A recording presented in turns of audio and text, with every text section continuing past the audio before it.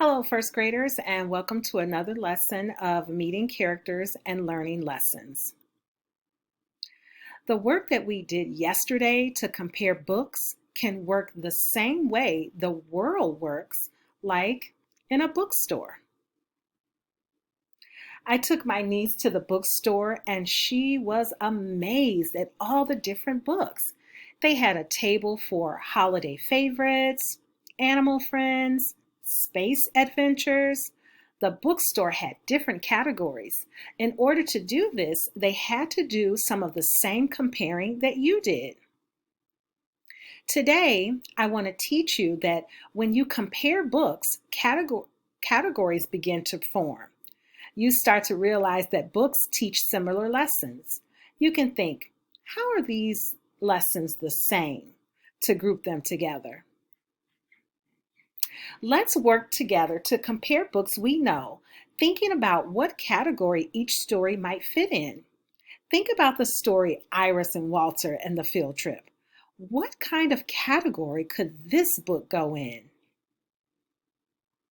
It could be books about school, books about friends, books about going on an adventure, or books about following the rules. Let's think about stories that are about following the rules.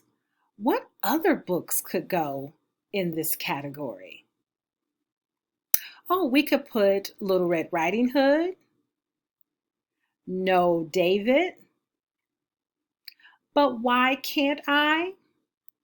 Or What If Everybody Did That?